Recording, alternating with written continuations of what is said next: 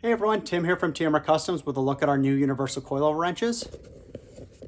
I'll spin you around and you'll notice the first feature is we laser cut a hole in them. So they're nice and easy to hang on your shop wall. Let's get them down and we'll take a look, run out to the shop and show you how these guys work.